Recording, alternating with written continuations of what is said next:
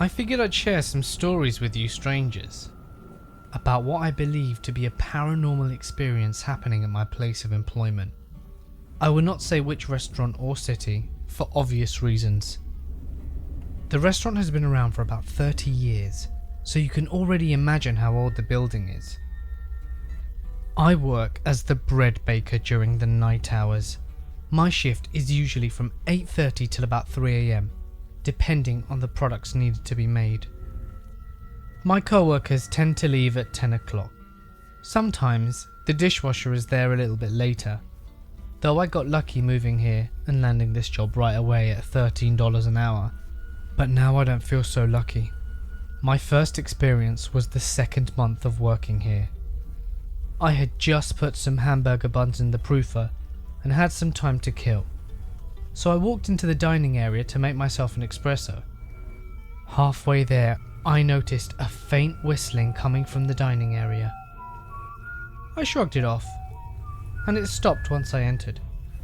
As soon as the espresso was done, the whistling started again, but louder. I couldn't make out if it was a song or not, but it went on for about a minute and then stopped. My whole body shivered, as I was definitely creeped out.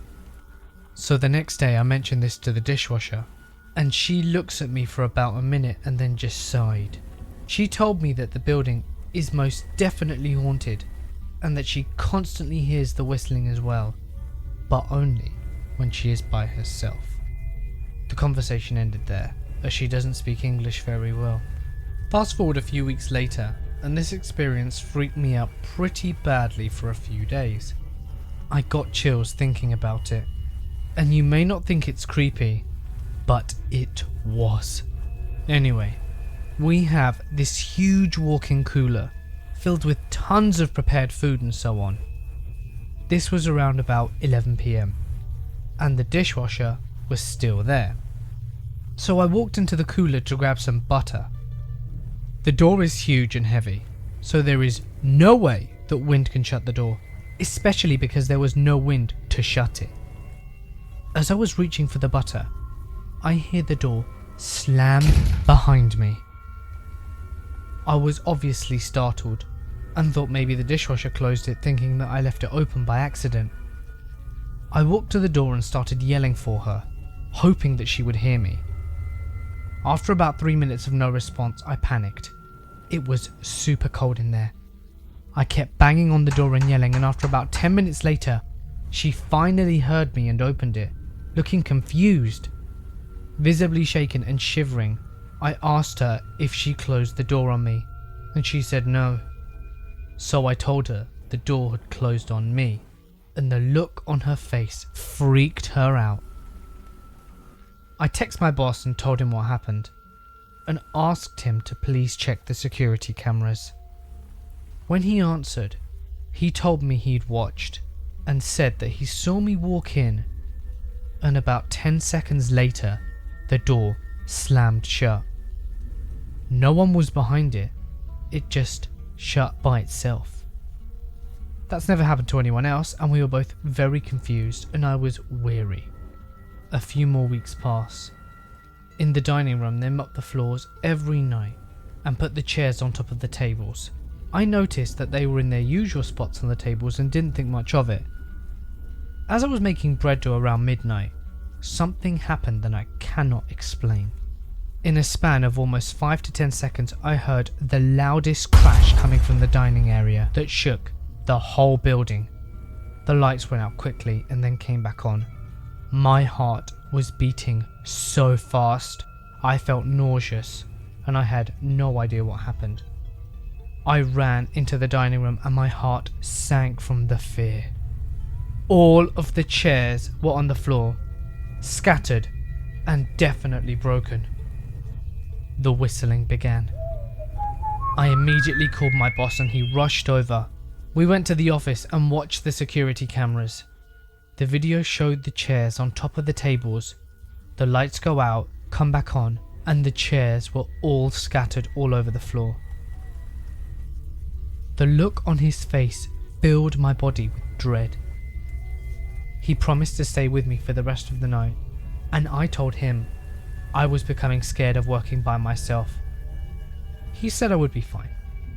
This happened a few days ago, and it took everything inside of me, aside from the fact that I'm living paycheck to paycheck, not to quit this job. This was probably the scariest thing I've ever experienced.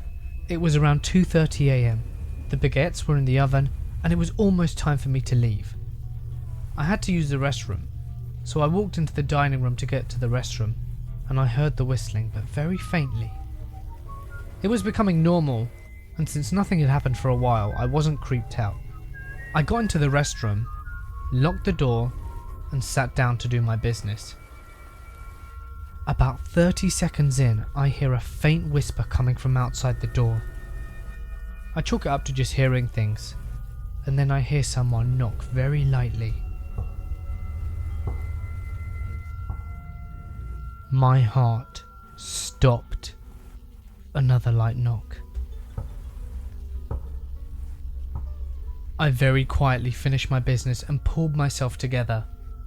I stood somewhat close to the door to try and hear what was outside.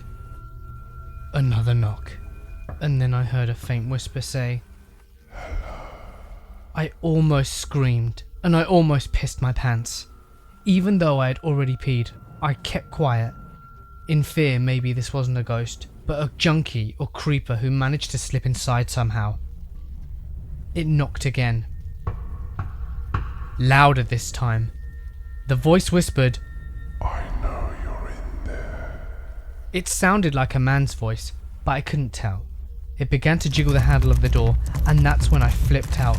I screamed, "Leave me alone!" The handle jiggled more violently and then stopped abruptly. I stood there in fear. After about a minute, it slammed the door so hard, I was surprised that it did not fling open. My heart was racing and tears were streaming down my cheeks. Everything went silent for a good 20 seconds. Then there was another loud bang, and the whole restaurant shook again. The door swung open so violently, and no one was there. I ran out of there so fast, screaming and crying. The chairs were flung about, tables overturned, coffee cups shattered on the ground. I ran into the kitchen, grabbed my things and shut the ovens off. Hell, I didn't care if the baguettes were done or not. I called my boss sobbing and hyperventilating, and he told me to go wait in my car. He arrived about 5 minutes after, his car flying into the parking lot. I got out, but told him I would not go back in there. He went back inside and came out about 10 minutes later looking weary and upset. He told me he watched the security footage and couldn't believe what he saw.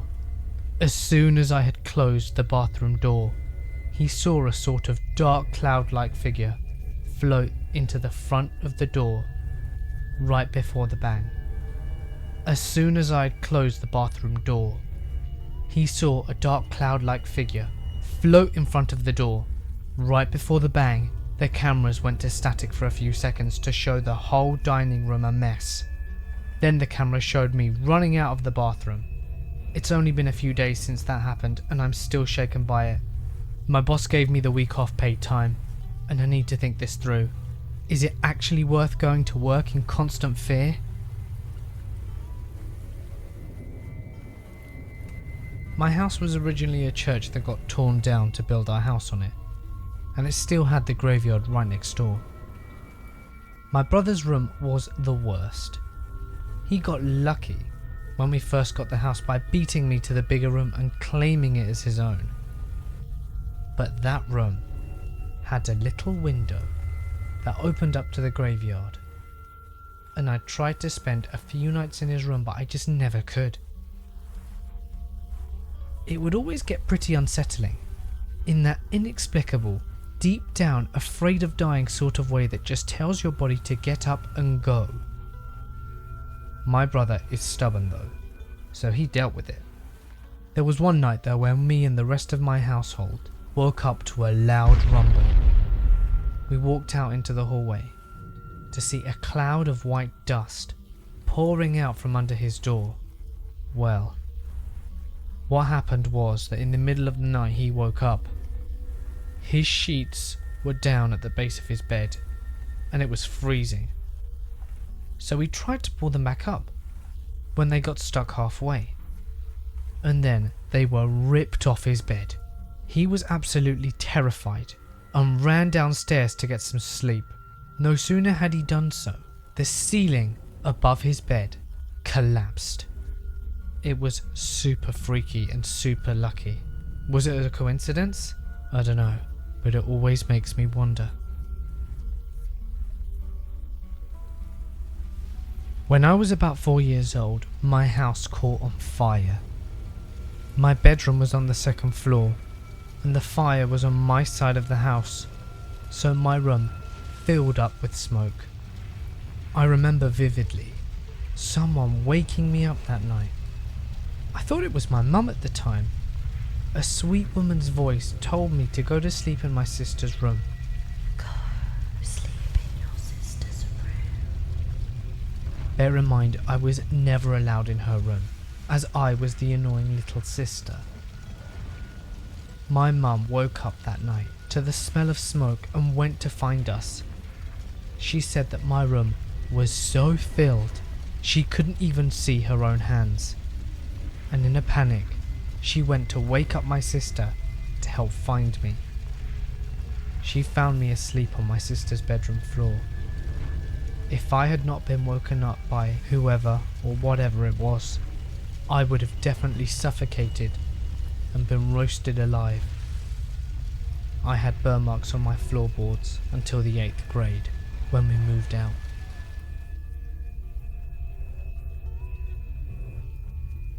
When my son was about 3, he had an imaginary friend in his room who he would talk to all the time.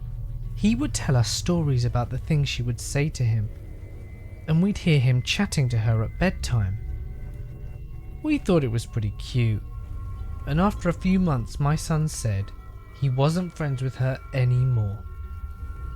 We figured he was over his phase of seeing her, so we were surprised to hear him still talking to her at night. Then he started not wanting to go to bed and having really bad dreams.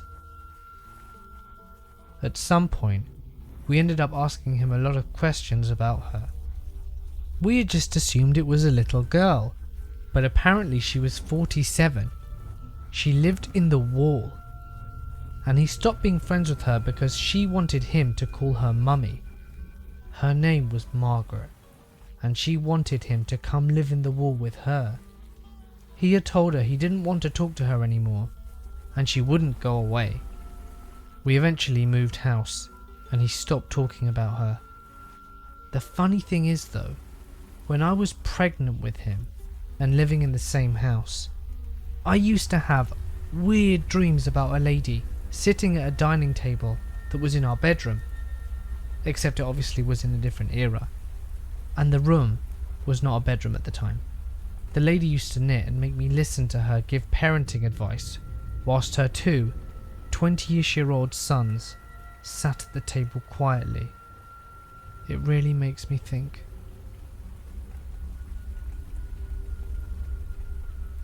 My brother is the janitor at this church, and he works late at night.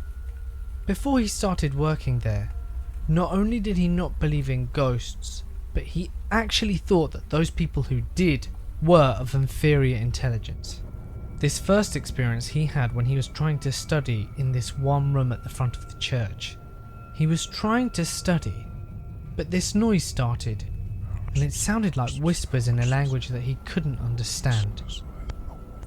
He thought his brain was just playing tricks on him, so he kept trying to study, but the noise got progressively louder and louder until he just couldn't take it anymore and he ran out of the church. The scariest experience he had was one night when he was vacuuming. He had a phone at the time that would super annoyingly inform him every 5 minutes for the hour before it died it had low battery. So he was vacuuming like he always did, and then he received a call. It was from the church's phone number, which was weird, and before he could pick up or reject it, his phone instantly died. He started sprinting to his car, and he heard the noise of the door in front of him opening even though it stayed shut. He told me that he smoked 14 cigarettes in his car on his 10-minute drive back to his place that night because he was the only one in that church. Then, after having these experiences, he started asking other people who worked at the church if they had had any of these things happen to them. All of them said yes. The scariest one was this lady who works in one of the offices at the church.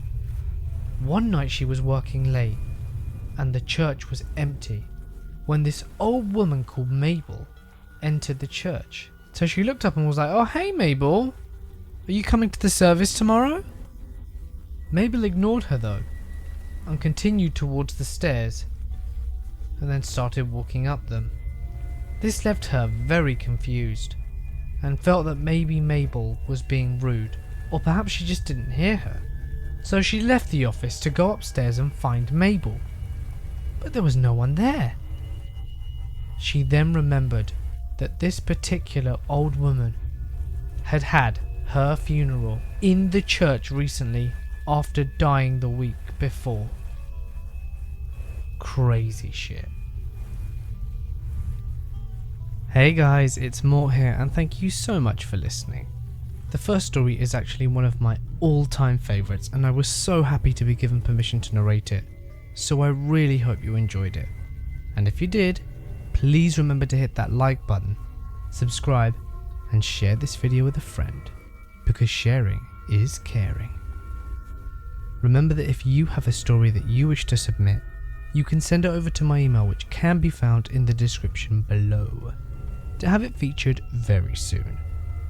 Just remember to say that you give me your consent to use it though, and don't forget to follow me on Instagram and Twitter for updates and behind the scenes.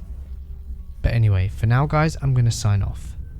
Stay awesome, and I'll see you in the next one. This thing's face is beyond my powers to describe. It was evil, the eyes were black and the pupils were red.